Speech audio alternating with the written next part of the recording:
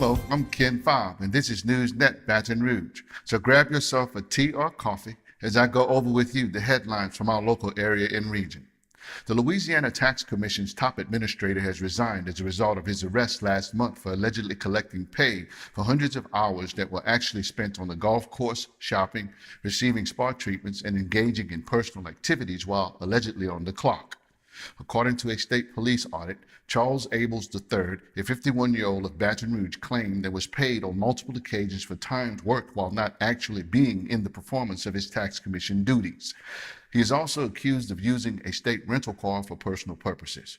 According to his attorney, Mary Olive Pearson, he stepped down on Monday morning from his position, which effectively terminated his employment with the agency and the state of Louisiana. Prior to resigning, he had been on paid administrative leave during the investigation according to normal civil service law protocol. Mr. Abels had served as administrator for more than 10 years, but during this time, his service has been marked by multiple allegations of personal and professional wrongdoing.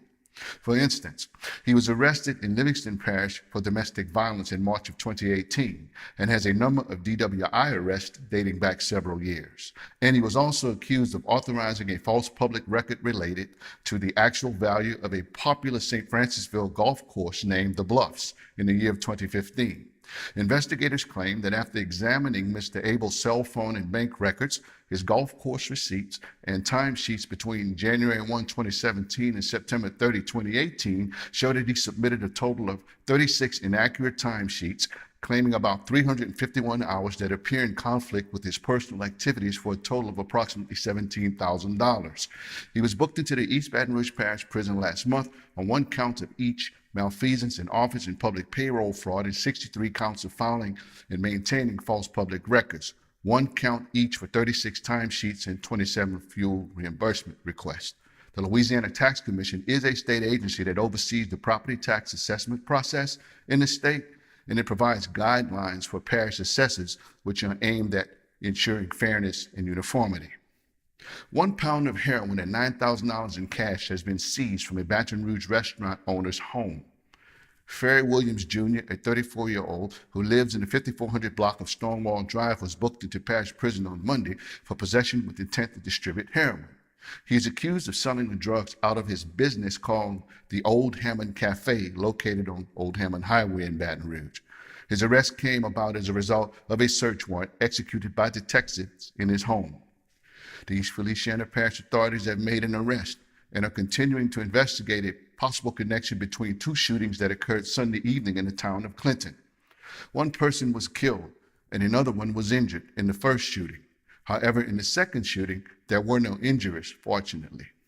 According to Sheriff Jeff Travis, the person who died was named Mitchell Matthews, a 33-year-old, who was shot in his home on Roosevelt Street, along with another person whose injuries did not appear to be life-threatening at the time. Clyde Toney III was booked into parish jail on one count of first-degree murder and one count of attempted first-degree murder. Less than 1 hour later, another shooting took place on Kernan Street, located in the northern part of Clinton, less than a half-mile away. Both of the shootings occurred in the city limits of Clinton, and the sheriff's deputies are working with the Clinton Police Department on both cases to try to solve them.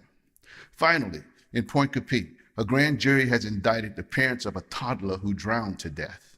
Assistant DA Chad Aguilar says that 3-year-old Amaya Gilbo died on September the 29th when she walked 200 yards from a home where she was staying to a swimming pool where she accidentally drowned. Law enforcement officials say that the child's parents, April Feast, 26, and Scotty Gilbo, 28, should have been keeping better watch over their child, but were instead both sleeping after having smoked marijuana when the toddler wandered off and drowned in the swimming pool. After hearing from 5 witnesses, the grand jury returned indictments against the couple for negligent homicide. They also face counts of illegal use of a controlled dangerous substance. If convicted of negligent homicide, the parents each could face up to 5 years in prison.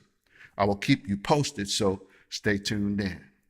These have been your headlines and news from our local area and region. I'm yours truly, Ken Fobb, and I'll see you next time right here on NewsNet, Baton Rouge.